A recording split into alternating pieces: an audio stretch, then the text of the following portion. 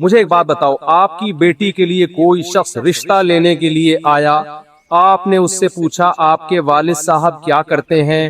اس نے کہا ہم لوگ کے ہاں ابا ہوتے ہی نہیں ہیں، ہم لوگوں کے ہاں ابا بولو ہوتے ہی۔ آپ نیو نازم آباد کے جو چوکیدار ہے، جو بیچارہ وہ گن لے کے کھڑا ہوا ہے، آپ بندے کو گھسیٹ کے وہاں لے جاؤ گے، بولو کہ دوبارہ یہ بندہ ہمیں ہمارے محلے میں نظر، ان کے ابا یہ ابا لیس ہے۔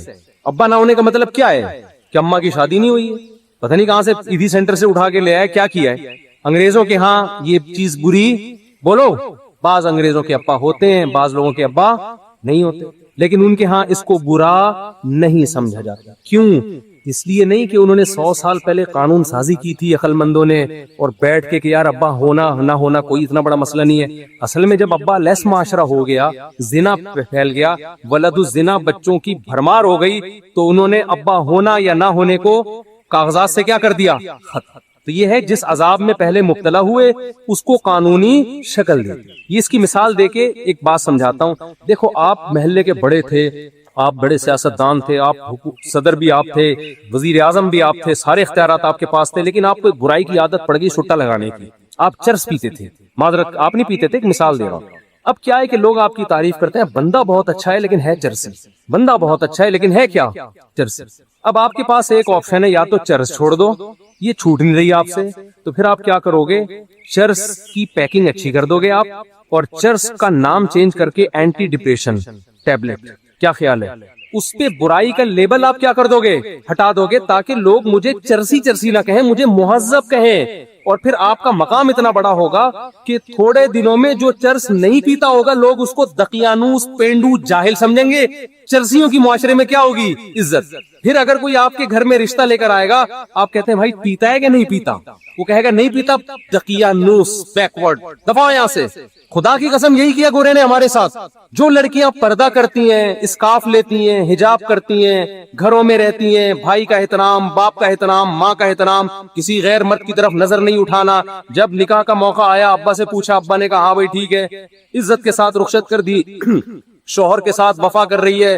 پھر میاں بھی بڑا اچھا ماشاءاللہ، وہ بھی نہ کسی خاتون کو نگاہ بھر کے دیکھتا ہے، نہ ٹکٹکی باندھ کے دیکھتا ہے، اسے پتا ہے جی میرے گھر میں میری بیگم آ گئی، بہت اچھا، اور جناب خود بھی بڑا نمازی، پرہیزگار، حاجی، دفتروں میں جاتا ہے، ٹائم پہ جاتا ہے، ٹائم سے واپس آتا ہے، ایمانداری کے ساتھ جاب کر رہا ہے، لوگوں کی خدمت کر رہا ہے، تو ہونا یہ چاہیے تھا بھائی زبردست انسان ہے۔ لیکن اس کو لبرل لوگ، پڑھے لکھے لوگ کیا کہیں گے؟ ایک نمبر کا کیا ہے؟ دقیانوس۔ گرل فرینڈ بوائے فرینڈ رکھ رہے ہیں لوگ، لڑکیوں سے دوستیاں ہو رہی ہیں، یونیورسٹیوں میں کو ایجوکیشن سسٹم ہے، فیمیل ٹیچر پڑھا رہی ہے اور لڑکے پڑھ رہے ہیں، اس کو ماڈرنزم سمجھا جاتا ہے، اس کو سمجھاتے یہ اچھا معاشرہ ہے جہاں عورت کی عزت ہو رہی ہے۔ سمجھ میں آ رہی ہے بات؟ برقع پہنا دیا عورت کو، او ہو یہ لوگ تو ظالم ہیں۔ ابے عورت کو کمبختو برقع پہنا کے مردوں کی عیاشی رکتی ہے، عورت کی نہیں رکتی۔ عورت جتنا بے لباس گھومے گی مزہ تو مردوں کو آئے گا، عورت کو تھوڑی آئے گا۔ یہ عجیب قسم کی فضول قسم کا فلسفہ ہے کہ عورت کو کپڑوں سے آزاد کرنے کو عورت کی آزادی سمجھا جا رہا ہے۔ عورت جتنا کپڑوں سے آزاد ہوگی مزے کس کو آئیں گے؟ مردوں کو آئیں گے۔ جتنے کپڑے پہنے گی تو مردوں کے مزے خراب ہوں گے۔ مردوں کی عیاشی پہ لیبل کس کا لگا دیا؟ عورت کی آزادی کا۔ یہ گورے نے آپ کے ساتھ یہ کام کیا ہے۔ کمال کی بات ہے، ایک مسلمان جو اپنی بیوی کے ساتھ ساری زندگی وفا کرتا ہے، انڈے، آلو، پیاز، ٹماٹر، ہرا دھنیا، ادرک، آج پرچی میں کیا کیا لکھا ہوا تھا بھائی؟ آپ کے پاس آئی تھی نا پرچی؟ مجھے تو یاد ہوگا، ایک دن تو میں نے جمعے کے دن جو ہے نا پرچی نکالی، وہ دعاؤں کے لیے پرچی دیتے ہیں، وہ میرے گھر کے سودے کی نکل آئی۔ اب میں بے دھیانی پڑھوں، 1 کلو آلو، 3 کلو ٹماٹر، تو ہمارا تو سارا دن کام ہی یہی ہے۔ ایک مرد، مسلمان مرد جو گھر میں بیوی کو ساری زندگی کھلاتا ہے اور پھر بھی تانے سنتا ہے کہ آپ سے ملا کیا مجھے، وہ پھر بھی اس کو سہتا ہے، اس کی اولاد کی ساری زندگی خرچے اٹھاتا ہے، بچے کی پیدائش کا خرچہ اس کے ذمے، بچے کی بچیوں کی ٹینشن یہ لے رہا ہوتا ہے، اب تو دامادوں کو بھی پال رہا ہے، صحیح ہے نا؟ شادی ہونے کے بعد ساری ٹینشنیں ایک مرد اٹھا رہا ہے، اس کا بیوی سے صرف یہ مطالبہ ہے کہ میری مرضی کے بغیر گھر سے باہر مت نکلو۔ اس کو دقیانوس قرار دے دیا، بیکورڈ، عورتوں کے حقوق کا محافظ نہیں ہے، یہ عورتوں پہ پابندیاں لگائی ہوئی ہیں، بیڑیاں باندھ کے رکھا ہوا ہے، اور گورا جو کمبخت اپنے خرچے پہ، شکر ہے کمبخت کا انگلش میں ترجمہ نہیں ہے، ورنہ گورے بھی کچھ بیان سنتے ہیں نا، ان کو کیا پتا کمبخت کا کیا مطلب ہے۔ اگر آپ سے کوئی ٹرانسلیشن کروائے تو اس کو بولے قابل احترام، ہاں کیونکہ بعض دفعہ گورے بھی سن رہے ہوتے ہیں, رپورٹیں آئی ہیں اس طرح کی. تو گورا کمبخت ساری زندگی عورت سے مزے اڑائے گا, ساری بالغ ہوتا ہی گرل فرینڈ پہ کوئی خرچہ ہوتا ہے؟ کوئی خرچہ نہیں ہوتا ان کا. یہ آپ لوگ کے وہم ہے کہ گرل فرینڈ پہ, ان کے گرل فرینڈ پہ بھی 5 روپے بھی خرچ نہیں کرتے. گرل فرینڈ برگر کھائے گی اپنے پیسوں سے اور لڑکا برگر کھائے گا. ہمارے ہاں تو گرل فرینڈ میں آدھے ہو جاتے ہیں لوگ. وہ ایک آدمی گیا نا گرل فرینڈ کو لے کے ہوٹل پہ, کہتا ہے اللہ کے نام پہ 2 دودھ پتی دے دے. اس نے کہا کمبخت دوسری دودھ پتی کس کے لیے اور اللہ کے نام پہ کیوں مانگ رہا ہے؟ کہہ رہے یار وہ گرل فرینڈ آئی ہوئی ہے. تو کہا کمبخت تو اتنا غریب ہے تو گرل فرینڈ کیوں رکھی ہوئی ہے تو نے؟ کہہ رہا رکھ کے غریب ہو گیا ہوں, پہلے نہیں تھا. اتنا خرچہ کیا اس کے گرل فرینڈ پہ, بیوی پہ تو اس سے بھی زیادہ خرچے ہیں. اس کے تو ماموں جب آئیں گے تو ان کے لیے سموسے لے کر آؤ, اس کے پاپا آئے ہوئے ہیں تو ان کے لیے رول لے کر آؤ, اس کے چاچا آئے ہوئے ہیں تو اس کے لیے جلیبیاں لے کر آؤ, ان کو یہ پسند ہے, ان کو وہ پسند ہے. ایک طویل سلسلہ لامتناہی, نہ ختم ہونے والا سلسلہ. ان کو کیا کہہ دیا گورے نے؟ بیکورڈ. عورتوں کی زنجیریں باندھی ہوئی ہیں. اور گورا ساری زندگی عورت سے عیاشی کرتا ہے, مزے اڑاتا ہے, 1 روپے بھی اس پہ خرچ نہیں کرتا. اور اتفاق سے 50 سال میں جب وہ شادی کر بھی لیتا ہے تو آپ جا کے پوچھے, ایک چائے کی پیالی اپنے خرچے پہ اپنی بیوی کو نہیں پلاتا وہ.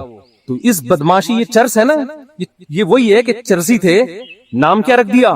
کیونکہ مہذب قوم ہے نا, گورے ہیں بھائی, مہذب ترقی یافتہ قوم ہے, چاند پہ قدم رکھا ہے, مریخ پہ جانے کی باتیں ہو رہی ہیں. وہ کیسے یہ کہہ دیں گے کہ ہم مہذب لوگ نہیں ہیں؟ وہ کیسے مان لیں؟ تو انہوں نے کیا کیا؟ تہذیب کی ڈیفینیشن کو کیا کر دیا؟ چینج. میں سمجھا پا رہا ہوں کہ نئی کھوپڑی میں آ رہی بات.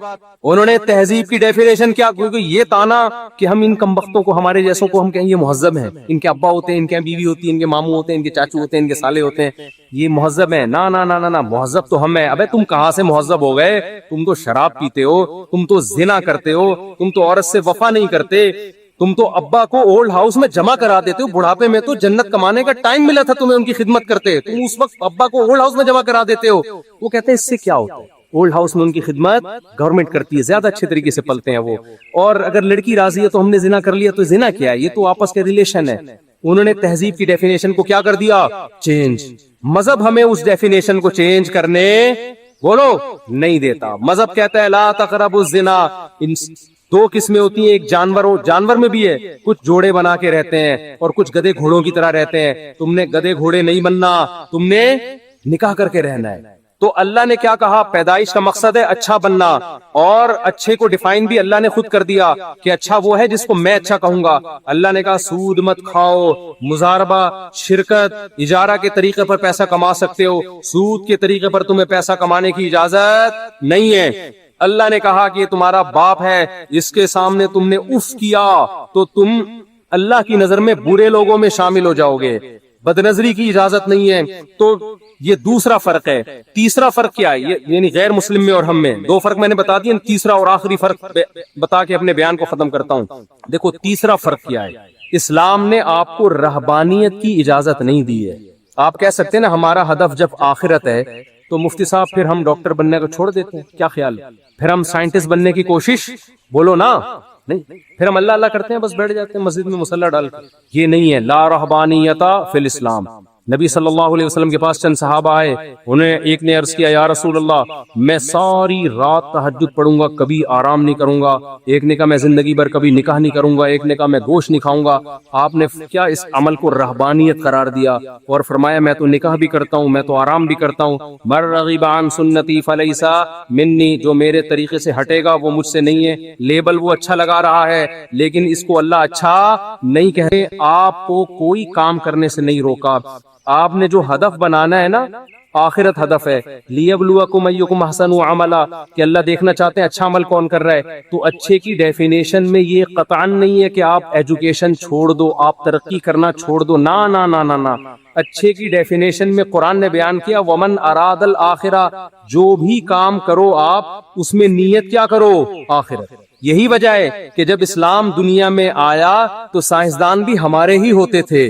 جو دنیاوی علوم اور فنون ہیں اس کے بانی بھی مسلمان ہیں. انہوں نے دنیا میں سائنس اور ٹیکنالوجی کو فروغ دیا ہے. میرا ایک یونیورسٹی میں بیان ہوا, میں نے وہاں حوالوں کے ساتھ گوروں کے حوالے دیے.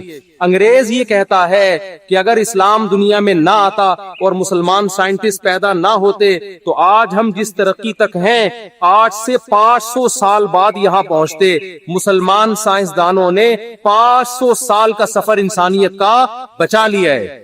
سمجھ میں آ رہی ہے بات کہ نہیں آ رہی ہے؟ ابھی بھی نہیں آ رہی تو مجھے غصہ آ رہا ہے. تو رہبانیت نہیں ہے کہ آپ سائنسدان بننا چھوڑ دیں، آپ تاجر بننا چھوڑ دیں. اگر اسلام یہ چاہتا آپ تجارت چھوڑ کے مسجدوں میں بیٹھ جاؤ تو قرآن یہ تھوڑی کہتا رجال اللہ تلہیہم تجارت ولا بیع عن ذکر اللہ. ہمارے کچھ نیک بندے ایسے ہیں، سورہ نور میں اللہ کہتے ہیں کہ تجارت اور خرید و فروخت ان کو نماز سے غافل نہیں کرتے، بلکہ اللہ یہ کہتے ہیں وہ تجارت کرتے ہی نہیں ہیں. یہ کہتے ہیں نا اللہ. تو آپ نے کیا کرنا ہے؟ کیونکہ ہدف آخرت ہے تو اس آخرت کے ہدف کے لیے دنیا چھوڑنی نہیں ہے، بلکہ دنیا میں اپنی نیت کو کیا کرنا ہے؟ بولو نا صحیح. آپ ڈاکٹر بنو، صرف پیسہ برائے پیسہ یا لوگوں کی جیبیں خالی کرنا مقصد نہ ہو. اپنی قوم کو ترقی دلانا، اپنے ملک کو ترقی دلانا، انسانیت کی خدمت کرنا. قرآن کہتا ہے جس نے ایک انسان کی جان بچائی ایسے جیسے تمام انسانیت کو بچا لیا. تو ڈاکٹر بن کے آپ ہزاروں انسانوں کی جان بچانے کا ذریعہ بنو گے کہ نہیں بنو گے؟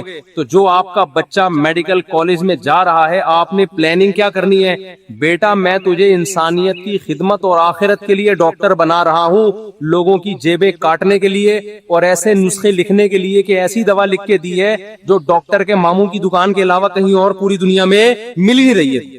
آج ڈاکٹر دوا لکھ کے دیتا ہے، ڈاکٹر کے ماموں کا میڈیکل اسٹور ہے، اس کے علاوہ پوری کائنات میں WHO سے رابطہ کر لیں آپ، وہاں بھی نہیں ملے گی آپ. اس کا مطلب کیا ہے؟ اس ڈاکٹر کا مقصد پیسہ کماؤ بھائی، آپ بنے ہو، خرچہ ہوا ہے، کس نے منع کیا ہے؟ لیکن اس کے ساتھ ظلم تو نہ کرو نا. جو ڈاکٹر ایسا نسخہ لکھ کے دے رہا ہے جو اس کے چاچو کے علاوہ کسی اور دکان پہ میڈیکل اسٹور میں ملتا ہی نہیں ہے، اس کا مطلب اس کا مقصد آخرت. یہ دھوکہ دے رہا ہے، زیادتی کر رہا ہے. ایک دوا مہنگی ہے، وہی فارمولے میں دوا سستی بھی مل رہی ہے، لیکن اس کمپنی نے آپ کو گفٹ دیے ہوئے ڈاکٹروں کو. ایسا ہوتا ہے کہ نہیں ہوتا؟ تو ڈاکٹر جان بوجھ کر وہی فارمولا، وہی نسخہ مہنگی کمپنی والا لکھ کے دے رہا ہوتا ہے. تو اسلام نے آپ کو منع نہیں کیا، جس فیلڈ میں ہو اسی میں خدا کو تلاش کرنا ہے، لیکن وہ فیلڈ حلال ہونی چاہیے، حرام نہیں. کیونکہ حرام میں خدا ملتا نہیں ہے. آپ کو فنکار بننے کی اجازت نہیں ہے، گلوکار بننے کی اجازت نہیں ہے، فلم انڈسٹری میں جانے کی اجازت نہیں ہے. آپ کو تاجر بنے لیکن چرس بیچنے کی اجازت نہیں ہے، شراب کا بزنس کرنے کی اجازت نہیں ہے. یہ تیسرا فرق ہے ان لوگوں میں جو اسلام کو مانتے ہیں اور جو اسلام کو نہیں مانتے. گورا جب دنیا کا کوئی کام کرتا ہے اس کے سامنے آخرت نہیں ہوتی، مسلمان جب کوئی کام کرتا ہے اس کے سامنے آخرت ہوتی ہے. گورا جب کوئی کام کرتا ہے تو یہ دیکھتا ہے کہ لا کیا ہے، لیگل ہے یا انلیگل ہے. مسلمان جب کوئی کام کرتا ہے تو لیگل انلیگل سے پہلے وہ یہ دیکھتا ہے کہ حلال ہے یا حرام ہے. تو یہ تین کام اگر آپ نے کر لیے تو میرے بھائی پھر اللہ نے آخرت میں ہمارے لیے خوشخبریاں رکھی. اور آخری اور سچی مچی کی آخری بات، آپ کہیں گے آخری کر کے پھر 1 گھنٹہ کھینچ دیا. سچی مچی کی آخری بات، بالکل سچی مچی، کیونکہ ماشاءاللہ اتنے لوگ اکٹھے ہوئے پر کہاں پکڑائی میں آتے ہیں اتنے آرام سے. دیکھو ہر پیغمبر نے اپنی قوم میں جا کے اس گناہ کو ہائی لائٹ کیا ہے اور اس پہ رد کیا ہے جو اس قوم میں بہت زیادہ رائج ہوتی ہے. شعیب علیہ السلام نے اپنی قوم کو کیا سمجھایا؟ ناپ تول میں کمی مت کرو. اس سے پتہ چلتا ہے اس قوم میں سب سے بڑا جرم شرک کے بعد کیا تھا؟ ناپ تول میں کمی. لوط علیہ السلام نے اپنی قوم کو ناپ تول میں کمی کا کچھ نہیں کہا. اس سے لگتا ہے کہ وہ ایسا نہیں کرتے تھے. ان میں لڑکوں سے بدفعلی عام تھی. لوط علیہ السلام کی پوری دعوت اس پر تھی کہ تم ان عورتوں سے نکاح کیوں نہیں کرتے، لڑکوں سے بدفعلی کیوں کرتے ہو، یہ اتنی بدترین بے حیائی کا ارتکاب کیوں کرتے ہو. وَتَذَرُونَ مَا خَلَقَ لَكُمْ رَبُّكُمْ، جس خدا نے تمہارے لیے جس کو بنایا ہے اس کو چھوڑ کر کسی اور جنس کے پیچھے کیوں لگے ہوئے ہو. تو ہر پیغمبر نے اس جرم کو زیادہ فوکس کیا ہے جو اس قوم میں رائج تھا. ہماری قوم میں بھی بہت سارے جرائم ہیں، ناپ تول میں کمی بھی ہے، 2 نمبری بھی ہے، لیکن آپ کو 2 نمبر بھی ملیں گے، 1 نمبر بھی ملیں گے. ہمارے ہاں بہت ساری بھی ہے، بہت سارے جرائم ہو رہے ہیں، ماں باپ کے نافرمان بھی ملیں گے، لیکن ہول سیل کے حساب سے ماں باپ کے خدمت گزار بھی آپ کو بولو ملیں گے. لیکن ایک جرم ایسا ہے جو تقریباً کامن ہو گیا ہے اور اس کے پھیلنے کی سپیڈ بہت زیادہ، وہ ہے بے حیائی. سمجھتے ہو؟ اس کو لوگوں نے جرم کی فہرست سے نکالا. میں عمرے پہ گیا تو مجھے جو روم ملا ہوا تھا اس کے ساتھ ایک روم تھا، اس میں ایک فیملی آئی ہوئی تھی. پوری رات ان کے کہکے، مجھے نیند نہیں آتی تھی اس سے، اتنی زور سے آواز. ایک دن میں نکل گیا، میں نے ان سے پوچھا یار یہ تھوڑا رات کو تو آرام کر لو، کون ہو؟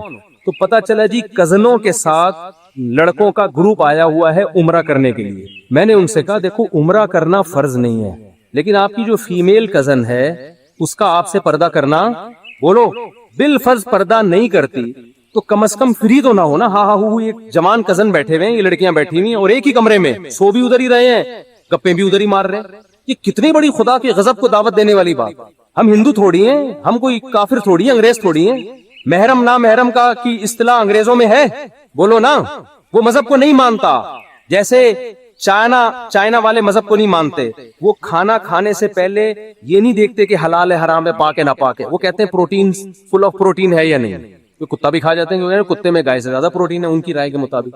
تو ان کے یہاں حلال حرام محرم نہ محرم نہیں ہے. تو آپ ادھر چلے جاؤ بھائی, پھر چھوڑ دو کزن کیا ہوتی ہے اور خالہ وہ محرم کیا ہوتی ہے, چھوڑ دو.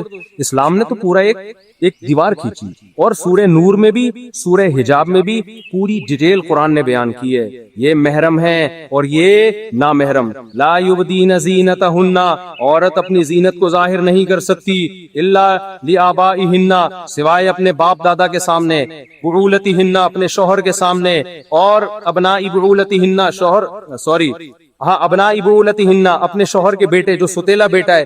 ایک ایک رشتے کا نام لے کے قرآن نے بتایا کہ ان کے سامنے زینت ظاہر کر سکتی ہو, بے تکلف ہو سکتی ہو.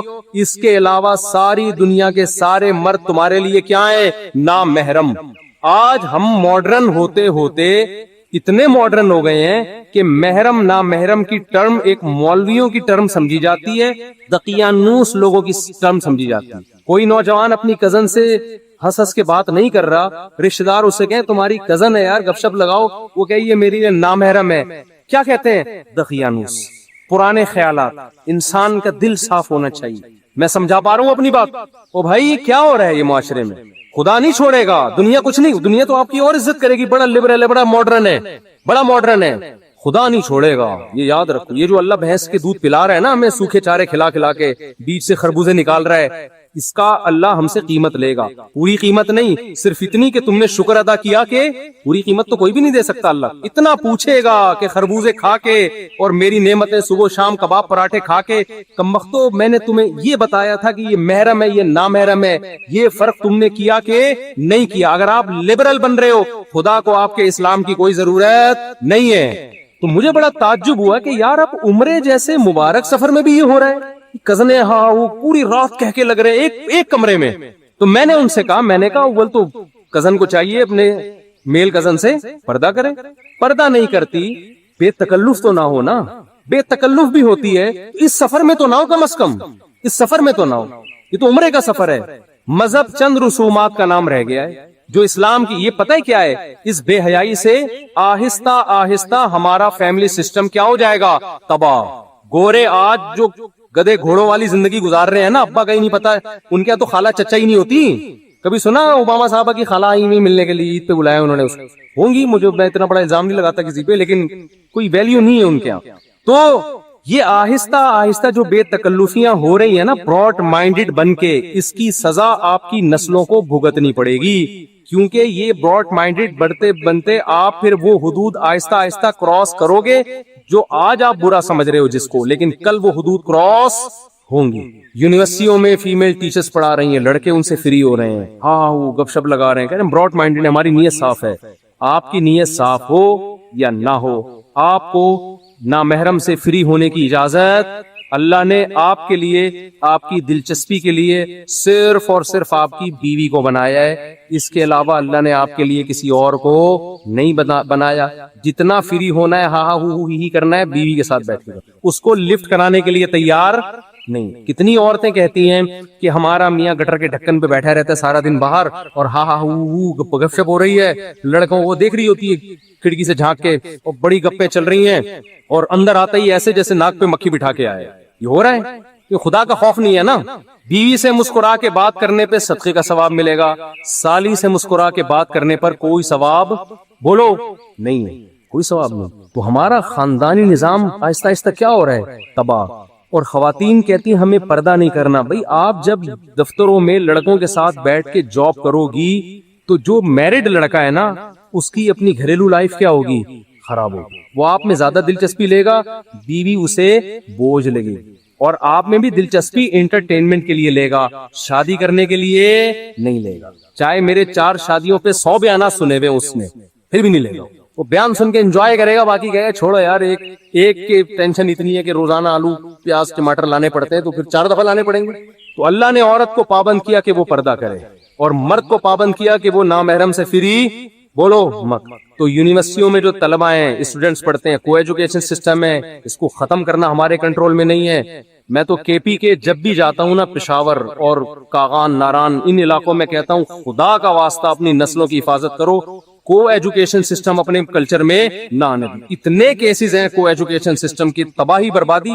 ماں باپ یہ سمجھ رہے ہوتے ہیں ہماری بچی اتنی نیک صالح, اس کو نہیں پتا کہ وہ پروفیسروں اس کو غلط استعمال کر رہے ہیں. ایسے کیسز آئے ہیں, 20 سال کی لڑکی 45 سال کا پروفیسر 1 سال سے اس کے ساتھ بدکاری کر رہا ہے, اور لڑکی ایسے گھر کی کہ باپ سمجھ رہے ہیں اس سے زیادہ میری بیٹی سے زیادہ نیک کوئی ہو نہیں سکتا. یہ کیسز ہیں. بیوقوف بنانا لڑکیوں کو کوئی مشکل کام نہیں ہے. ہو سکتا ہے اس نے چھپ کے نکاح کر کے کر رہا ہو, لیکن یہ بھی تو غلط ہے نا. چھپ کے نکاح کر کے بھی اگر بالفرض وہ کر رہا ہے, ہم اچھی تعویل کر لیتے ہیں زنا نہیں کر رہا ہوگا, تو جب وہ ساری زندگی کے لیے تو نہیں کوئی کر سکتا نا ایسے, تھوڑے دنوں بعد چھوڑنا پڑے گا اس کو. کیا باپ کو پتا چل جائے کہ میری بچی کے یہ گل کھلا رہی ہے, وہاں جا کے اس کے دل پہ تو آرے چلیں گے. کچھ پتہ ہی نہیں ہے ماں باپ کو کیا ہو رہا ہے. بچیاں موبائل سب کے ہاتھ میں ہیں, وہاں جا کے فری ہو رہی ہیں. تو کو ایجوکیشن سسٹم تو زہر ہے معاشرے کے لیے, تباہی ہے. لیکن جب تک ہے ہم نہیں تبدیل کر سکتے. تو میں ان نوجوانوں سے کہتا ہوں آپ جائیں, پڑھیں, اور پتلی گلی سے واپس. ٹیچر سے کچھ پوچھنا ہو پوچھیں, آپ ہی ہا ہو کی آپ کو اجازت بولو نا نہیں ہے. ریزرو ہو جاؤ, آپ نظر کی حفاظت کرو. آپ اللہ نے ہمارے لیے حلال راستے کھول دیے.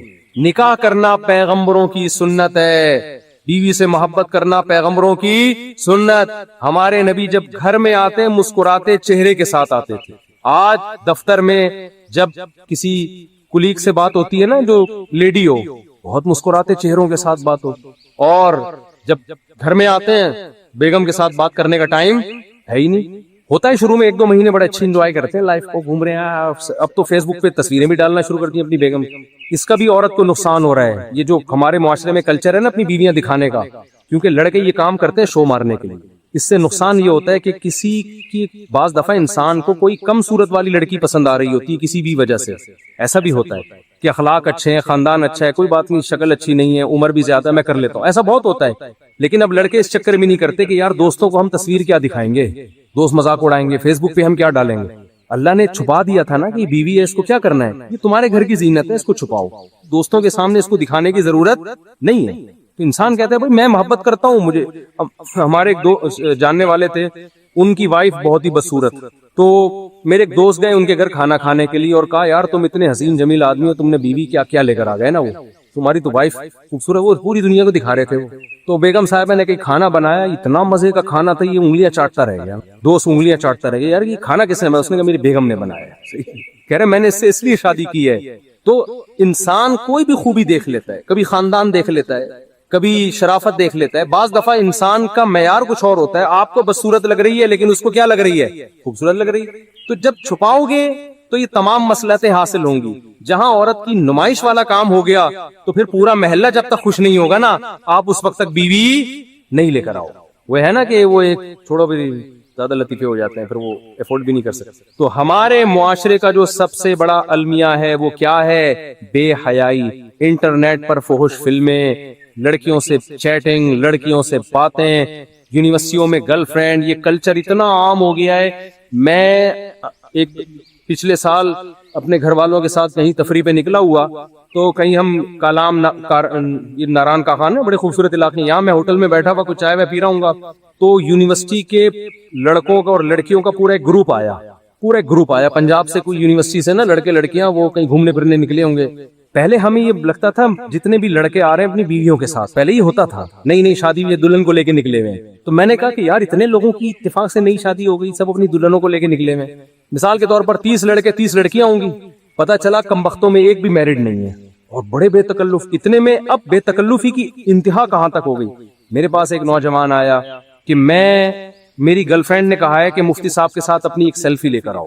ان کی گرل فرینڈ کہیں میرا بیان سنتی ہو کہ مفتی صاحب کے ساتھ اپنی ایک یادگار سیلفی لے کر. میں نے ان کو تو کچھ نہیں کہا, لیکن مجھے لگا کہ معاشرہ اب اتنا خراب ہو گیا ہے نا کہ ایک آدمی ایک مولوی سے عقیدت بھی کر رہا ہے, سیلفی بھی لے رہا ہے، لیکن اسے مولوی کے سامنے یہ بتاتے ہوئے شرم نہیں آ رہی کہ میں ایک ہفتے کے ٹور پہ، جس میں راتیں بھی گزارتے ہوں گے ظاہر ہے، میں اپنی گرل فرینڈ کو لے کے نکلا ہوں. اس کا مطلب یہ چیز اب ہمارے معاشرے میں بری. مولوی کو تو لوگ 100 دفعہ سوچتے ہیں نا. اب یہ ایسی چیز ہو گئی کہ مولانا صاحب کو بتا دی تو مولانا صاحب کہیں گے ہو کوئی بات نہیں، کوئی بات. گرل فرینڈ اب خیال رکھیے گا بھابھی کا. اچھا، اس نے مجھ سے دوسری بات یہ کی کہ میری گرل فرینڈ نے کہا ہے کہ مفتی صاحب سے کہو کہ کوئی نصیحت کر دیں. اب دیکھیں وہ بیچاری تھوڑی سی دین پہ تھی نا، لیکن معاشرہ اتنا خراب ہو گیا ہے، سوسائٹی یہاں تک پہنچ چکی ہے کہ جس کو علماء سے محبت بھی ہے نا، وہ بھی ان چیزوں کو برا نہیں سمجھ رہے. میں نے اس سے کہا کہ آپ اپنی گرل فرینڈ کو جا کے کہیں کہ میری طرف سے نصیحت ہے کہ بوائے فرینڈ کو چھوڑ دیں آپ. میں نے یہی نصیحت. میں نے کہا فی الحال اس سے بڑا جرم آپ نہیں کر رہی کہ ایک نامحرم آدمی کے ساتھ آپ ٹریولنگ کر رہی. ہمارے نبی نے تو عورت کو محرم کے بغیر سفر کرنے کی اجازت نہیں دی اکیلے، اور آپ باقاعدہ نامحرم اور جوان ہو کے پوری بس جا رہی ہے. خوب سمجھ لو، غیر مسلم پہ دنیا میں عذاب نہیں آتے. مسلمانوں میں جب کوئی گناہ پھیلتا ہے نا تو اللہ اس کی دنیا میں سزا دیتا ہے. یہ جو ہمارے اوپر جو اتنے عذابات کیے، کافروں کو کچھ نہیں ہوتا، کافروں کو تھوڑا، ان کے لیے تو آخرت ہے. مسلمان کو دنیا میں سزا ملتی ہے. تو خدا را ایک فیصلہ کرو، یا تو بے شرم بن جاؤ یا با حیا بن جاؤ. اور اللہ آپ کے جذبات کچلتا نہیں ہے. اللہ کہہ رہے گندا راستہ ہے اور ایک پاکیزہ راستہ ہے. گندے راستے کو چھوڑ دو، پاکیزہ راستے پہ آ جاؤ. پاکیزہ راستہ کیا ہے؟ نکاح والا راستہ. اور اس راہ میں نکاح شادی بیاہ میں جو ٹینشن آئے نا کہ خرچہ بڑھے گا، اللہ پہ توکل کر کے اس کو برداشت کرو. موسیٰ کلیم اللہ، حضرت موسیٰ علیہ السلام کا واقعہ قرآن بیان کرتا ہے. اللہ کے کلیم، انتہائی مقرب پیغمبر، انہیں جب لڑکی کے والد نے، ان کی زوجہ کے والد نے کہا کہ میں اپنی بیٹی آپ کو دوں گا اس شرط پہ کہ آپ 10 سال بکریاں چراؤ، کتنا بھاری بھرکم مہر تھا. حضرت موسیٰ نے شادی کو ترجیح دی اور 10 سال بکریاں چرانے کے عمل کو قبول کر لیا، کیونکہ وہ نکاح کی اہمیت جانتے تھے. پیغمبروں نے نکاح کرنے کے لیے بڑی پریشانیاں اٹھائی ہیں، اور آج رشتہ مل رہا ہوتا ہے، لڑکا نکاح کرنے کے لیے تیار نہیں ہوتا کہ میں پہلے اپنے پاؤں پہ کھڑا ہو جاؤں، میں اسٹیبل ہو جاؤں.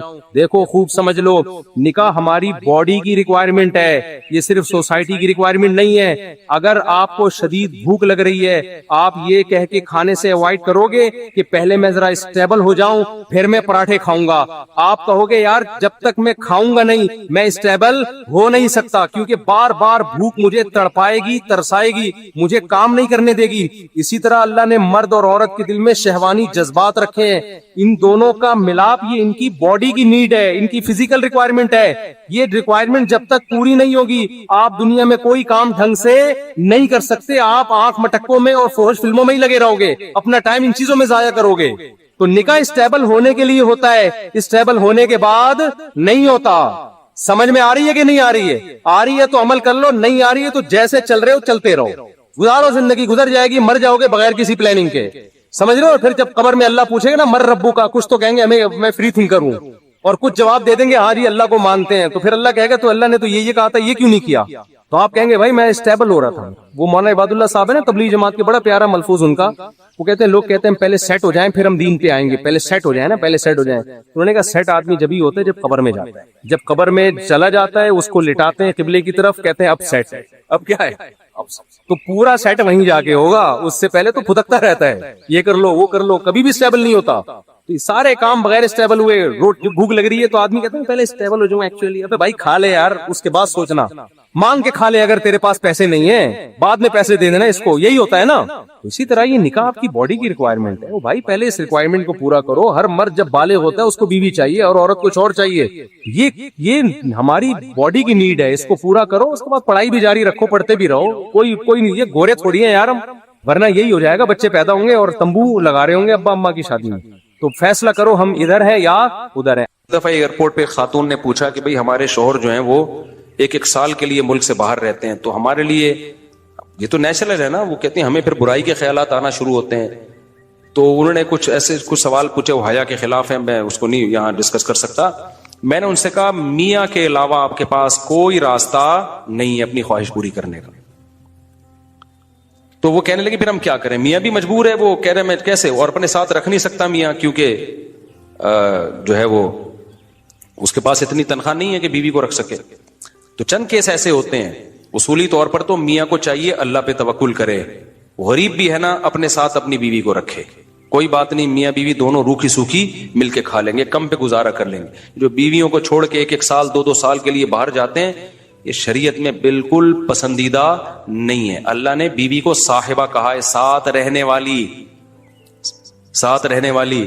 مجھے وزیر آباد میں 1 مہینہ رہنا تھا, یہ بات ہوگی 2006 یا 2007 کی. انہوں نے کہا کہ 1 مہینہ آپ نے یہاں اسٹے کرنا ہے. بیانات کے سلسلے میں نا مسجد 1 مہینے کے لیے میرے حوالے کی تھی, تو میں نے کہا بھائی میں تو بیگم کے بغیر 1 مہینہ نہیں رہ سکتا, بچے بھی تھے میرے, تو میں نے کہا 1 مہینہ میں نہیں رہ سکتا, مجھے بیگم بچے چاہیے, ان کا بھی ٹکٹ دو تو میں یہاں رہوں گا ورنہ نہیں رہوں گا. تو انہوں نے پھر بیگم بچوں کا بھی ٹکٹ دیا. گھر والوں کے ساتھ رہ لیتے ہیں آدمی تمیز سے, ورنہ بیگم کے بغیر ہمارے لیے تو بڑا مشکل ہے, اتنا لمبا عرصہ رہنا. مجبوری میں رہنا پڑتا ہے تو ایک الگ بات ہے, لیکن ہے مشکل کام. چاہے کتنے بھی آدمی کے میاں بیوی میں جھگڑے ہو نا, نہیں رہ سکتا بھائی. تو 1-1 سال کے لیے پتہ نہیں کیسے رہ لیتے ہیں لوگ بیگم کے بغیر. ٹھیک ہے ان کی مجبوری ہوتی ہے, میں مانتا ہوں, لیکن اس میں کوشش کرو اللہ پہ توکل کرو. بیگم روکھی سوکھی کھا لیں گے, لیکن اللہ میاں نے بیگم کو صاحبہ کہا ہے قرآن میں. صاحبہ کا مطلب ساتھ رہنے والی. صاحبہ کا کیا مطلب ہے؟ ساتھ رہنے والی. تو اس کا مطلب جب شادی ہو گئی تو وہ پھل ترو کی طرح تمہارے ساتھ چپک گئی ہے. پھل ترو کی طرح اس لیے کہہ رہا ہوں کہ لوگ پسند ہی کرتے, لیکن اللہ نے اس کو آپ کے ساتھ کیا کر دیا ہے, چپکا. اب جہاں جاؤ گے بیگم صاحبہ ساتھ ہوں گی. شارٹ ٹائم کے لیے جانے کا الگ بات ہے, لانگ ٹائم کے لیے جانا ہے تو بیگم آپ کے ساتھ اللہ نے بولو چپکا دیے. وہ خود بھی گناہ سے بچے گی, تم بھی گناہ سے بچو گے. تو اس لیے یہ طریقہ ٹھیک نہیں ہے سال کے لیے میاں بیوی کا دور رہنا. اور پھر خواتین بھی پریشان ہوتی ہیں, تو گناہ کسی کے لیے بھی حلال نہیں ہے. میں نے اس خاتون سے کہا کہ 1 سال آپ کا شوہر باہر ہے, کیا اس کے لیے حلال ہے گناہ کرنا وہاں پہ؟ جب اس کے لیے حلال نہیں ہے تو آپ کے لیے بھی حلال نہیں. تو اللہ میاں نے صرف یہی رکھا ہے کہ ایک دوسرے کی خواہش پوری کر سکتے ہیں میاں بیوی, اس کے علاوہ ان کے پاس کوئی آپشن نہیں ہے. تو اب پھر بھی نہیں آ رہا میاں, تو میں نے ان خاتون کو یہ کہا کہ اپنے آپ کو بزی رکھیں. آپ کیا رکھیں بھائی؟ کوئی پازیٹیو ایکٹیویٹیز میں اپنے آپ کو کھپا دیں. ایسی موویز تو ویسے بھی ٹھیک نہیں ہے دیکھنا, خاص طور پہ فحش موویز دیکھنا, اور ٹک ٹاک پہ صبح و شام بے حیائی. تو جب یہ انسان کی عادت ہے, جب وہ اپنے آپ کو کسی پازیٹیو کام میں لگا دیتا ہے نا, تو چند دن پھر یہ جھٹکے لگیں گے, اس کے بعد انسان نارمل. کئی لوگ ہیں جو 1-1 سال گھر سے باہر رہتے ہیں, مجبوری میں بیویاں بھی رہتی ہیں, وہ گناہ نہیں کرتے. وجہ کیا ہے کہ وہ سوچتے ہی نہیں نا اس بارے میں, وہ اپنے آپ کو بزی رکھتے ہیں, مصروف رکھتے ہیں. تبلیغی جماعت میں سال کے لیے لوگ جاتے ہیں, میں تو اس کو صحیح نہیں سمجھتا بیگم کو, جوان بیوی کو چھوڑ کر جاؤ آپ. لیکن بہرحال جو جاتے ہیں تو وہ گناہ تھوڑی کرتے ہیں, بچے رہتے ہیں, کیونکہ وہ ایک خاص ترتیب میں اپنے آپ کو جوڑ چکے ہوتے ہیں. بہرحال یہ نہیں ہے اس کو. تبلیغی جماعت میں سال کے لیے جا رہے ہو, اگر شادی شدہ ہو بیگم کو بھی لے کے جاؤ ساتھ میں. ہم تو یہی کہتے ہیں تبلیغ والوں سے بھی, بھائی اگر سال کے لیے جا رہے ہو نا, تو یہ زمانہ بہت خطرناک زمانہ ہے. حضرت عمر نے جہاد میں نہیں چھوڑا تھا, تو یا اس کے لیے جو ہے وہ ایجڈ ہو گئی ہے, بوڑھی ہو گئی ہے, ایک الگ بات ہے. لیکن آج کل بہت مسائل کھڑے ہونے کا خطرہ ہوتا ہے. لوگ کہتے ہیں نہیں فلاں سال کے لیے گیا, کوئی مسئلہ نہیں ہوا. بھائی مسئلہ ہونے پر حکم کا مدار نہیں ہے, فتنے پر حکم کا مدار ہے, خوف پر. بے پردگی جب ہوتی ہے تو لازمی زنا نہیں ہوتا, لیکن زنا کا خطرہ ہوتا ہے. تو خطرے کی بیس پہ شریعت نے عورت کو پردے کا حکم دیا ہے, سمجھ رہے ہو؟ تو آپ اپنی بیگم کو 1 سال کے لیے, جوان بیوی ہے, اس کو چھوڑ کے چلے گئے, تو ضروری نہیں کہ وہ برائی میں لگے, لیکن برائی کا خطرہ ہے نا. تو خطروں کی بیس پہ حکام دیے ہیں شریعت نے. برائی کا یقین ہو پھر تو بالکل ہی حرام ہے. تو خطرے کی بیس ہے, خطرہ اس بات کا. اس لیے اتنا لمبا بیگم کو چھوڑ کے جانا ٹھیک. اور میں آپ سے بتاتا ہوں, دیکھو جس کو بیوی کے حقوق دینے ہو نا, اپنی بیٹی کو سامنے رکھ کے سوچ لے. آپ یہ چاہتے ہو کہ آپ کی بچی کی شادی ہو اور داماد اس کو 1 سال کے لیے چھوڑ کے چلا جائے, تو آپ اپنی بیٹی کے لیے پسند کرو گے اس بات کو؟ تو جو اپنے کے لیے پسند نہیں کر رہے, دوسروں کی بیٹیوں کے لیے کیوں پسند کر رہے ہو اس بات کو؟ بھائی یہ تو غلط ہے نا. تو اس لیے یہ اچھے لوگوں کی علامت نہیں ہے. ہاں تبلیغ میں اللہ کے لیے قربانی دے رہے ہوتے ہیں, لیکن بیگم کو بھی لے جاؤ یار. سمجھتے ہو کہ نہیں سمجھتے؟ یا پھر شادی کے بغیر پہلے سال لگا لو, شادی کی ہے تو پھر بیگم کو ساتھ لے کے جاؤ. تو بڑے مسائل کھڑے ہونے کا خطرہ ہوتا ہے آج کل. تو اس لیے اس میں جب, اور اگر نہیں ہے کوئی صورت نہیں بن رہی ہے, تو پھر اپنے آپ کو مثبت ایکٹیویٹیز میں اتنا کھپا دو. تو میں آپ کو گارنٹی سے کہتا ہوں, چند دن چند مہینوں کے بعد آپ کے دماغ سے وہ خیالات نکل جائیں گے. تو آپ مصروف کر دو گے اپنے آپ کو, لیکن اس بیس پہ آپ کے لیے کوئی بھی گناہ حلال نہیں ہے, گناہ حلال نہیں ہوگا آپ کے لیے. اچھا بھائی, طاہر شمیر رحیم یار خان انٹرچینج سے جب بھی گزر ہو میرے پاس کھانا کھا کے جائے. ٹھیک ہے انشاءاللہ. صلو علی الحبیب. چلیں کبھی گزریں گے تو. لیکن وہی ہے, کسی سے ملاقات نہیں کروانی, سیدھا کھانا رکھ دینا ہے, اصرار نہیں کرنا, ہماری مرضی کھانا کھائیں نہیں کھائیں, نکل لیے پھر ٹھیک ہے. ایسی دعوت ہمیں بہت اچھی لگتی ہے. دیکھو مجھے وہ مہمان اچھا لگتا ہے جو بے تکلف ہو. آپ سمجھتے ہو نا میری اس پوری تقریر سے کہ میں لوگوں سے ملنا نہیں چاہتا, ایسا نہیں ہے. بے تکلف آدمی مجھے پسند ہے. میرے پاس 3 دن بھی لوگ ٹھہر کے جاتے ہیں جو میرے رشتے دار نہیں ہیں, لیکن یہ وہ لوگ ہیں. کیسے لوگ ہیں؟ ابھی پشاور سے میرے پرانے دوست آئے ملنے کے لیے. آئے, میں نے کہا السلام علیکم, کیا حال ہے, سب سیٹ چل رہا ہے؟ الحمدللہ. اس کے بعد پتہ نہیں میں بھول گیا, وہ خود ہی جا کے کھانا کھا رہے ہیں. میں تو مصروف آدمی ہوں بھائی, خود ہی کھانا کھا رہے ہیں, لیکن برا نہیں محسوس کر رہے. پھر جب مجھے ٹائم ملتا ان کو بلا لیتا, آ جاؤ یار بیٹھتے ہیں, جا بھائی چائے بنا کے لاؤ, بھائی ان کو بھی پلاؤ مجھے بھی پلاؤ. پھر کھانے کے ٹائم پہ مجھے یاد آیا ارے وہ آئے ہوئے ہیں, میں نے کہا آپ بھی آ جاؤ کھانا کھا لو. انہوں نے کھانا کھا لیا, صحیح ہے نا. پھر بھول گیا میں کہاں گئے, پتہ نہیں کہاں گئے. پھر اگلے دن مجھے یاد آیا اوڑے بندہ آیا ہوا ہے بھائی, لیکن وہ ناراض نہیں ہو رہا. پھر میں آیا, جب میں فارغ ہوا میں نے کہا آ جاؤ یار, میں نے فلاں جگہ جانا ہے بیان کے لیے, آپ بھی میرے ساتھ ہی گاڑی میں آ جاؤ. اپنے ساتھ گاڑی میں بٹھایا, لے گئے ان کو, بیان کیا, گھمائے, پھر آیا اپنے ساتھ ہی واپس لے. پھر بھول گیا میں, پتہ نہیں بندہ گیا کہاں پہ. تو وہ ناراض نہیں ہوئے. 3 دن اسی طرح ہم نے ہنسی خوشی گزارے. اس کے بعد وہ نکل لیے. انہوں نے کہا میں پشاور پہنچ چکا ہوں. میں نے کہا یار کوئی میری طرف سے کوتاہی ہو گئی, معاف کر دینا. کہہ رہے کہنا تو یہ چاہیے تھا, بدتمیزی کی انتہا کر دیا آپ نے. لیکن وہ خوش تھا. ایسے بندے 100 دفعہ ہیں. میں نے تو ایک کمرہ اسپیشل مہمانوں کے لیے بنایا ہوا ہے واش روم کے ساتھ, کہ مہمان آئے اسٹے کریں یہاں پہ. لیکن وہ مہمان جو تکلف والا نہ ہو کہ جی پوچھا نہیں مجھے ناشتے میں مفتی صاحب نے, بھائی ہماری بہت ٹینشن ہے, ابھی تجھے پوچھیں گے تو ہم تو گھر والوں کو کون پوچھے گا. ہاں کوئی بہت میرے ٹیچر آ جائے نا, استاذ آ جائے, معزز مہمان, کوئی بہت ہی اپر لیول کا میرے ٹیچر آ جائے, میرا چاچو آ جائے, وہ چاچو تو میرے بیچارے انتقال ہو گیا, میرے ماموں آ جائیں, تو ان کے ساتھ یہ سلوک نہیں ہوگا. آج کسی نے بتایا کہ کسی انڈیا کی اداکارہ نے توبہ کر لی فلم انڈسٹری سے, اور بتایا کہ میں نے اللہ کی خاطر یہ قربانی دی, میں غلط رخ پہ جا رہی تھی. یہ جب خبریں سننے کو ملی تو ہمارے ایک دوست تھے کلیت الشریعہ میں, میرے شاگرد ہیں, وہ شوبز کی دنیا چھوڑ کر اس طرف آئے, یعنی جامعۃ الرشید میں انہوں نے ایڈمیشن لیا. 3-4 سال انہوں نے ہم سے پڑھا ہے جامعۃ الرشید میں. تو میں نے ان سے ایک دن ویسے ہی اس گپ شپ میں سوال پوچھا. میں نے کہا آپ پہلے کیا تھے؟ مجھے تو نہیں پتا کہ وہ شوبز سے ان کا تعلق تھا. انہوں نے بتایا کہ میں ڈراموں کا ڈائریکٹر تھا یا پتہ نہیں کیا تھا, واللہ عالم, شوٹنگ ووٹنگ کرتا تھا کیمرے سے. میں نے کہا پھر کیا ہوا؟ کہہ رہے ہیں ایک دن کیا ہوا کہ میں شوٹنگ کر رہا تھا, جو نئی لڑکیاں بھی آتی ہیں ڈراموں میں ایکٹر بننے کے لیے, تو ظاہر ہے شہرت کا بھی شوق ہوتا ہے کہ ہم مشہور ہو جائیں گے اور پیسہ بھی ملتا ہے. دیکھو بلڈ اچھا ہو نا, خاندان اچھا ہو, وہ کبھی نہ کبھی انسان کو وہ کلک کرتا ہے, یعنی وہ انسان کو اندر سے تنبیہ کرتا رہتا ہے. اگر اوپر سے خاندان کیا ہو, خاندانی کوئی بیچارہ, معذرت یعنی چھوڑیں بھی کیا بولوں میں, تو اچھا خاندان آ گئے شوبز کی دنیا میں.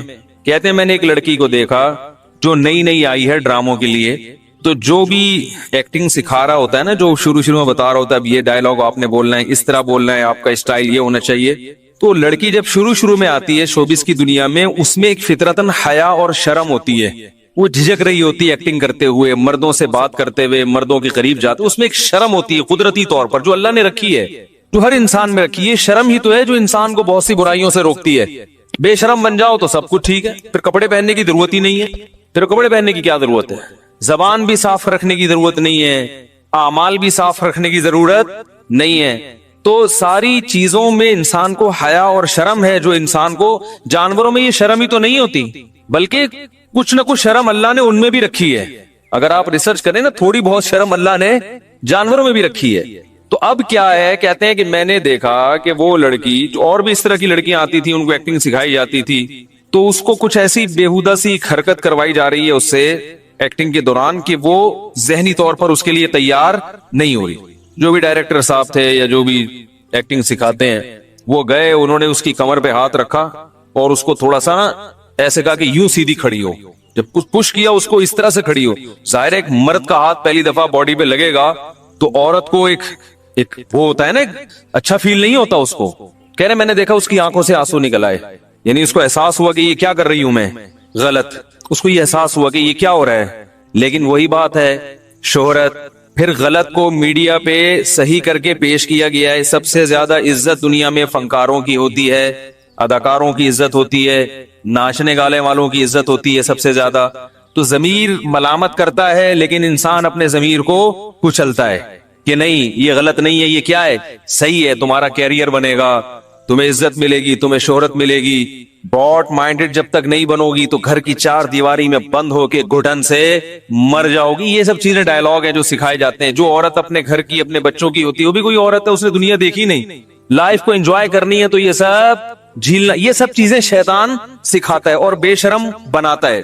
یہ مرد ہونے کے باوجود جو شوبز کی دنیا میں آ چکا تھا, کہتے ہیں مجھے لگا کہ ہم ٹھیک نہیں کر رہے.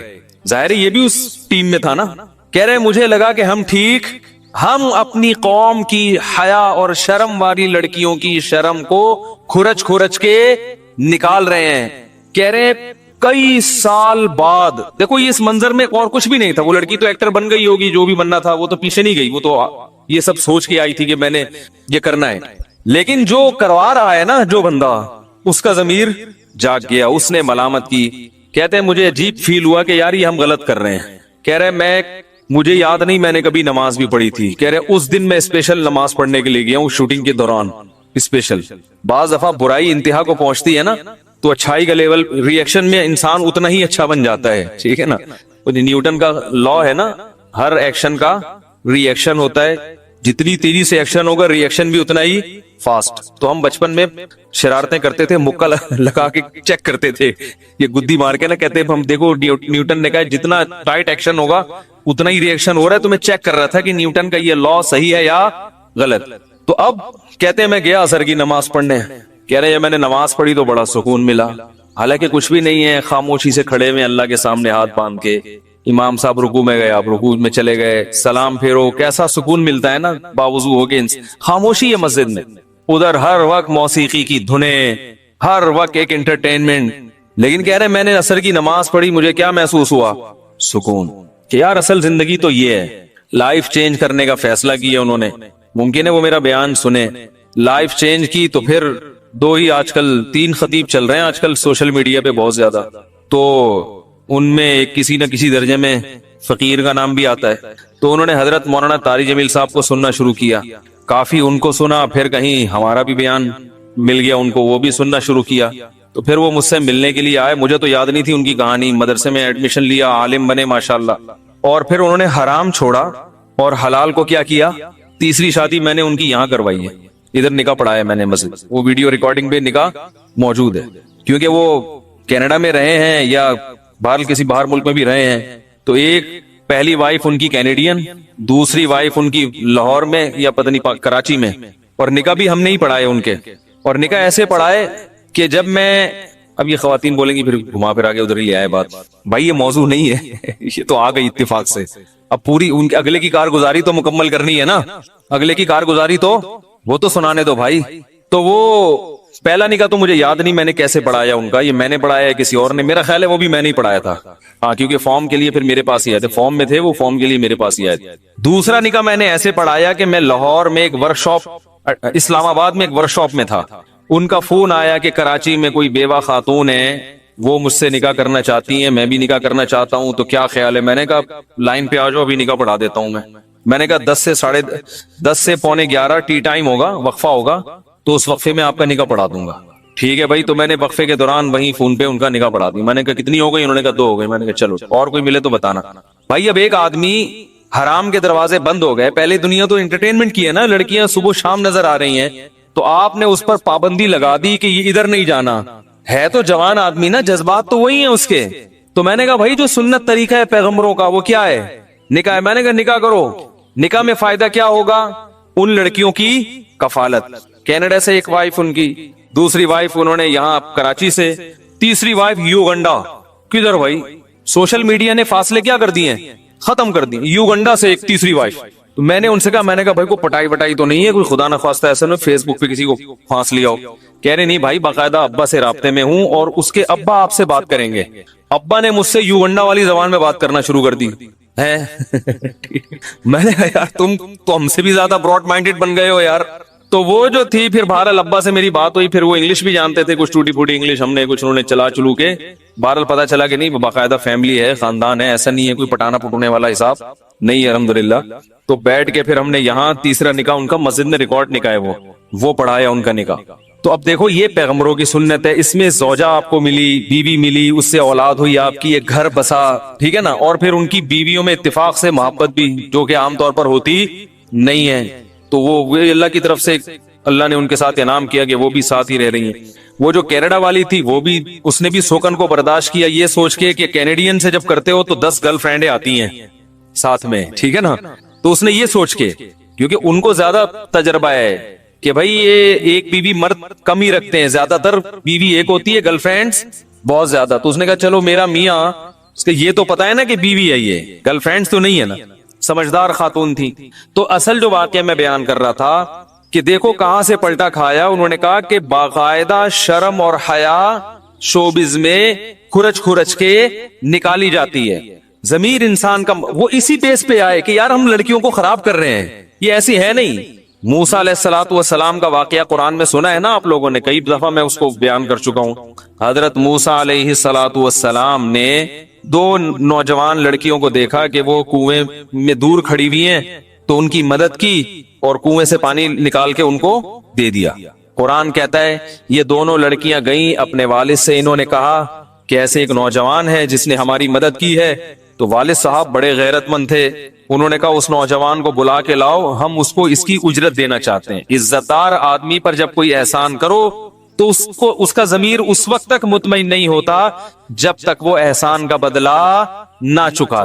اور جس میں غیرت نہیں ہوتی ہے کہتا چلو فری پھوگڑ میں اللہ نے کام کرا دیا, چھوڑو کون تھا مجھے بتانے کی بھی ضرورت نہیں, نظریں چرا لیتے ہیں کہیں کچھ دینا نہ پڑ جائے اس کو. تو وہ قرآن کہہ رہا ہے جاءت احداہما تمشی علی استحیاء, ان دونوں میں سے ایک آئی موسیٰ علیہ السلام کو بلانے کے لیے حیا کے ساتھ چلتی ہوئی. دیکھو قرآن اللہ کی کتاب ہے, کوئی لفظ اس میں بلا وجہ نہیں ہے, کسی واقعے کا کوئی پہلو جس کا کوئی فائدہ نہ ہو قرآن کبھی اس پہلو کو ہائی لائٹ نہیں کرے گا. کوئی وجہ ہے تو قرآن کہہ رہا ہے, حالانکہ اصل تو قرآن یہ بتانا چاہ رہا ہے کہ وہ لڑکیاں آئیں موسیٰ علیہ السلام کو لے کر گئیں, اور موسیٰ علیہ السلام کا پھر والد نے ان میں سے ایک سے نکاح کرا دیا, موسیٰ علیہ السلام کا گھر بس گیا. لیکن قرآن کیا کہہ رہا ہے وَجَاءَتْهُ إِحْدَاهُمَا تَمْشِي عَلَى اسْتِحْيَاءٍ, دونوں میں سے ایک چلتی ہوئی آئی حیا کے ساتھ. تو حیا کا لفظ اللہ نے ذکر کیا یہ بتانے کے لیے کہ جو عزت دار بھائی موسیٰ علیہ السلام کی بیوی جس عورت نے بننا تھا وہ تو بڑی خاندانی ہوگی نا.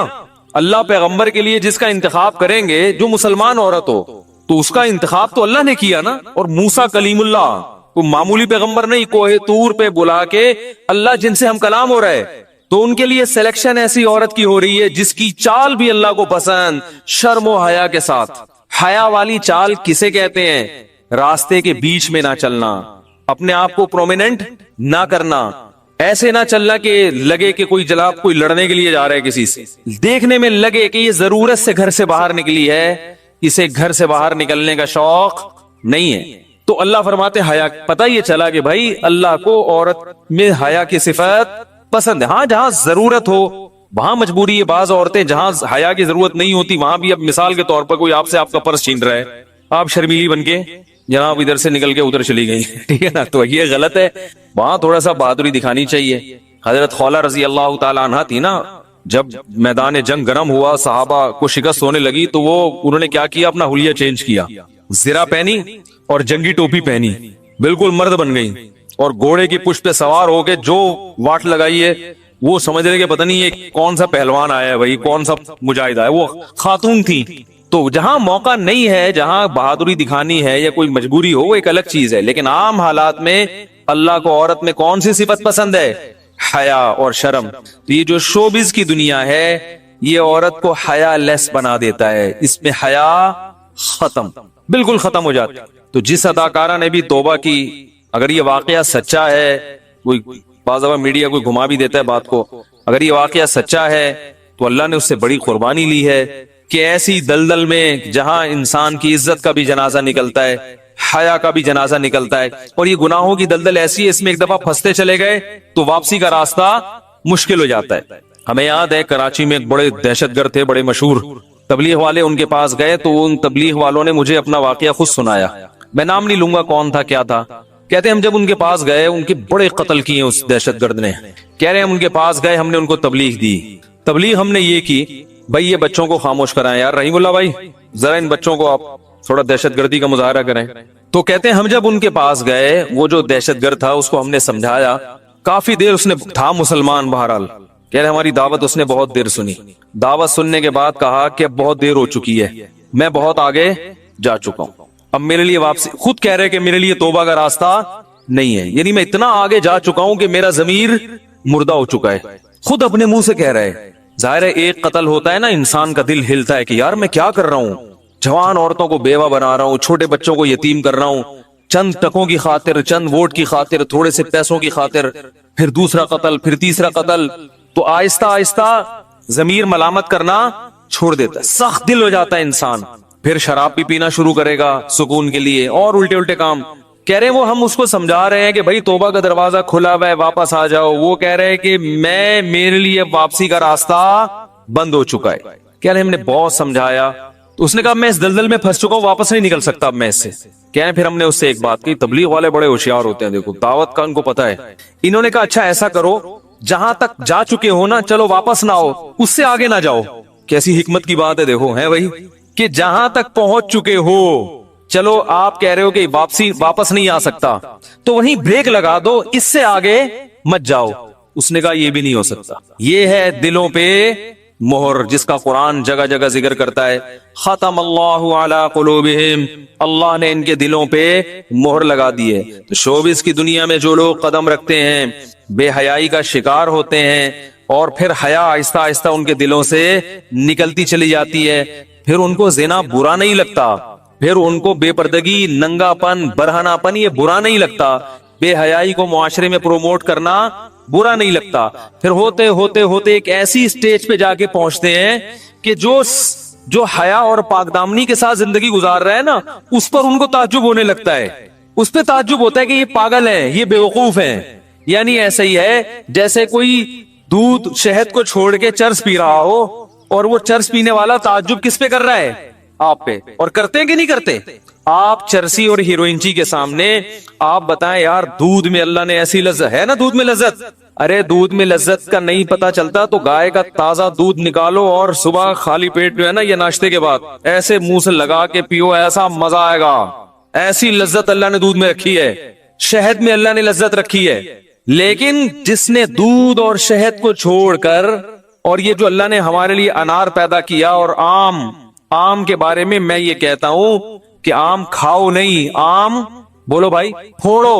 اب اس پہ کلپ آئے گا پورے بیان سے نا نکال کے, پورے بیان میں جتنی باتیں ہوئی ہیں وہ سب ایک طرف, آم پہ کلپ آئے گا, آم کھاؤ نہیں بلکہ پھوڑو.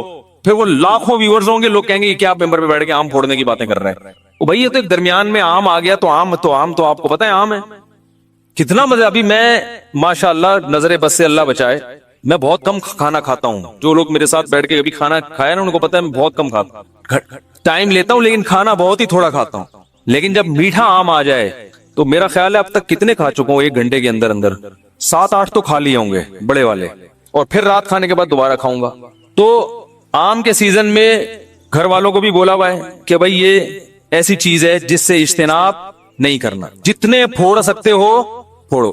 سیب لمیٹڈ, تربوز لمیٹڈ, آم کیا ہے ان لمیٹڈ. آم تو فائدے کی, میٹھا بھی کتنا, اور کوئی بوجھ بھی نہیں بنتا طبیعت پہ, فائبر بھی ہے اس میں, خون بھی ہے, مزہ بھی ہے. تو اب آپ چرسی کو بولو یار آم کھاؤ, ٹھیک ہے نا, تو وہ ہم پہ ہنسے گا نا, کہے گا بھائی سٹا چھوڑ کے کیا چیزیں کھانے. وہ جو چرسی میرا بیان سن رہے ہوں گے, ابھی ہیروئنچی سن رہے ہوں گے, وہ ہیروئنچی کیا کہیں گے کہ یار اس مفتی کو دیکھو, یہ ہمیں کہہ رہا ہے ہیروئن چھوڑو اور کیا کھاؤ, آم کھاؤ. اور ہمیں ہیروئنچیوں پہ تعجب ہو رہا ہے کہ اللہ نے اتنی مزے کی چیزیں پیدا کی ہیں, 64 آم اللہ نے پیدا کر دیا, اور کھاتے چلے جاؤ, کوئی پرابلم نہیں ہے. جس کو شوگر ہے وہ ایک الگ بیماری ہے, لیکن جو نارمل آدمی ہے تو جتنے مرضی آم پھوڑ لے, چلے جا رہے, کھاؤ, اتنا مزہ آ رہا ہے. ہم کہہ رہے ہیں اللہ تیری کیسی نعمت.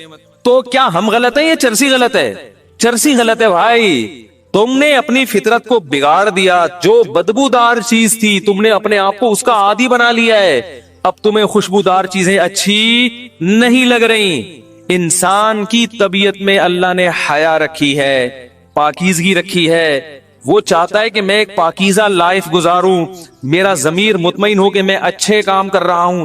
لیکن وہ جب ضمیر کی مخالفت کرتا ہے, میں نے بہت سے لبرل لوگ بھی دیکھے جو زنا سے بچتے ہیں, حالانکہ وہ مذہب کو نہیں مانتے. وہ کہتے ہیں یار یہ ہمیں سمجھ میں نہیں آتا, ضمیر ملامت کرتا ہے کہ غلط ہے. ایسے بھی لوگ ہیں. زمانہ جاہلیت میں جب شراب حرام نہیں ہوئی تھی, اس وقت بھی بعض صحابہ شراب سے بچتے تھے, حالانکہ اس وقت تو ساری دنیا شراب پیتی تھی. حضرت ابو بکر رضی اللہ تعالیٰ عنہ کے بارے میں کہا جاتا ہے کبھی شراب نہیں پی انہوں نے, زمانے جاہلیت میں بھی نہیں پی انہوں نے, بت پرستی نہیں کی. بہت سے صحابہ تھے جو زمانے جاہلیت میں بھی بت پرستی, وہ کہتے ہیں ہمیں نہیں سمجھ میں آتا پتھروں کے بنے ہوئے بتوں کے سامنے ہم جھکیں. میں اکثر اپنی دادی کا واقعہ بتاتا ہوں نا کہ وہ ان کو نہیں پتا تھا یہ تیجے 40ویں کے کھانے غلط ہوتے ہیں, لیکن وہ پھر بھی نہیں کھاتی تھی. ہمیں یاد ہے کہیں سے کوئی کسی کا انا للہ و انا الیہ راجعون ہو گیا, کوئی میت ہو گئی, دیگ آئی, وہ نہیں کہتے یہ مردوں کے کھانے ہمارے حلق میں نہیں اترتے. کچھ ضمیر بھی انسان کو کیا کرتا ہے, ملامت کی, غلط ہے یار یہ کیا کھاؤ, ولیمے پہ دعوت کھاؤ, عقیقے پہ کھاؤ, بچہ پاس ہو گیا, بچے نے قرآن حفظ کر لیا, کھاؤ, وہ مر گیا, دیگے کھا رہے ہو, کیا ہے یار یہ. مردہ بھی بولے گا تمہیں شرم نہیں آتی, میں بھی مرا نہیں ہوں, میرا کفن میلا نہیں ہوا, تم یہاں بیٹھ کے کور میں پھوڑ رہے ہو بیٹھ کے. تو وہ کہتی تھی ہمارے تو الگ سے نہیں اترتا, حالانکہ ان کو نہیں مسئلہ معلوم تھا. تو یہ جو چیز ہے زنا کی برائی, بے حیائی, یہ ایسی چیز ہے جس کے لیے مذہب کی ضرورت نہیں ہے. یہ انسان مذہب نے بہت سی ایسی چیزیں ہمیں بتائی ہیں جو ویسے ہی ہماری فطرت کا حصہ تھیں, وہ اللہ نے ہماری فطرت میں ڈال دی تاکہ جب رسول ان باتوں کو کہیں تو ہمارے لیے عمل میں مشکل نہ ہو. قل ان اللہ لا یأمر بالفحشاء, اے نبی آپ ان سے کہہ دیجئے کہ اللہ کبھی بے حیائی کی اجازت نہیں دیتا, بے حیائی اللہ کو پسند ہی نہیں ہے.